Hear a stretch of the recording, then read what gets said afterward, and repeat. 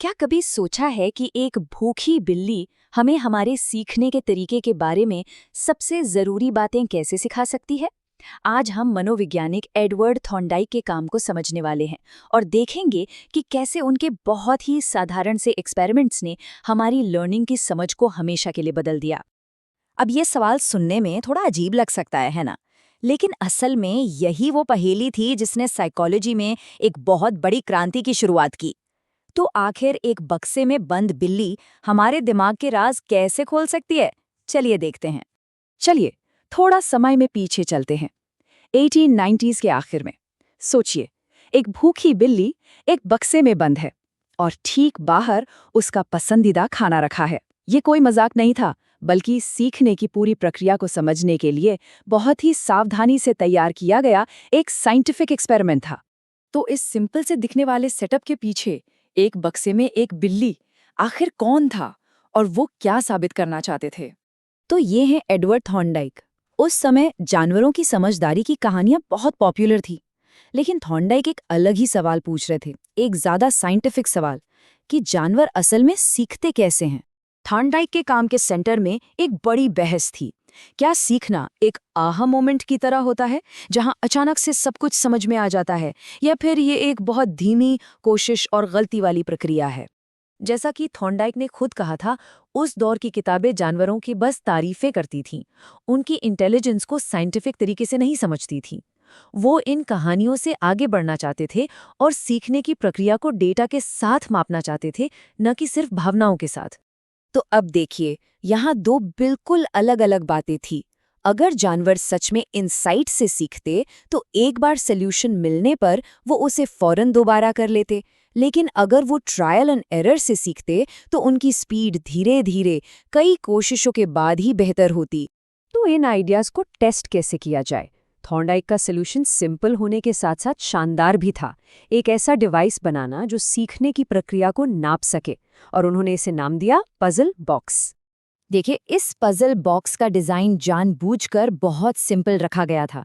बस एक लकड़ी का डिब्बा, एक दरवाजा और बाहर निकलने का सिर्फ एक तरीका, जैसे कि कोई लीवर दबाना या कोई रस्सी खींचना। ये सिंप्लिसिटी बहुत जरूरी थी ताकि सीखने की प्रक्रिया को बिल्कुल सटीक तरीके से नापा जा सके।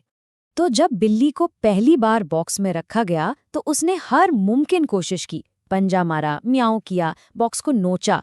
फिर एकदम अचानक गलती से उसका पंजा लीवर पर पड़ा और दरवाजा खुल गया। ये कोई समझदारी नहीं थी, ये एक कामयाब गलती थी। थॉर्नडाइक ने इस प्रोसेस को बार बार दोहराया और हर बार सबसे जरूरी चीज को रिकॉर्ड किया, बाहर निकलने में कितना समय लगा। यही वो डेटा था जो सीखने के छुपे हुए पैटर्न को सामने लाने वाला था। लेकिन सिर्फ टाइम नोट करना काफी नहीं था। थॉर्नडाइक ने इस डेटा को विजुअलाइज किया, और जब उन्होंने हर कोशिश में लगने वाले समय को एक ग्राफ पर उतारा तो सीखने का पैटर्न एकदम साफ हो गया। स्क्रीन पर बाईं तरफ जो ग्राफ है वो दिखाता है कि इनसाइट कैसी दिखती, एकदम से तेज गिरावट। लेकिन थॉर्नडाइक को जो मिला वो दाईं तरफ वाले ग्राफ जैसा था, समय में धीरे धीरे ऊपर नीचे, लेकिन लगातार कमी। ये ट्रायल एंड एरर का पक्का सबूत था। और यही ग्राफ लर्निंग कर्व के नाम से फेमस हो गया। ये दिखाता है कि हर सफल कोशिश के साथ बिल्ली धीरे धीरे फालतू की हरकतें छोड़ रही थी और सही सॉल्यूशन तक पहुंचने का समय कम होता जा रहा था। सीखना अचानक नहीं था, बल्कि धीरे धीरे हो रहा था। और इसी सबूत के आधार पर थॉर्नडाइक ने साइकोलॉजी में अपना सबसे मशहूर और प्रभावशाली आइडिया पेश किया। इसी डेटा से निकला प्रभाव का नियम, यानी लॉ ऑफ इफेक्ट। आसान शब्दों में कहें तो जिन कामों से अच्छा नतीजा मिलता है, जैसे दरवाजा खुलना, उन कामों को दोहराने के चांस बढ़ जाते हैं, और जिन कामों से कोई फायदा नहीं होता, जैसे दीवारों को खरोचना, वो धीरे धीरे खत्म हो जाते हैं। यही वो सोच थी कि हमारे कामों का नतीजा ही हमारे आगे के व्यवहार को तय करता है, और इसी ने बिहेवियरिज्म की पूरी फील्ड की नींव रखी।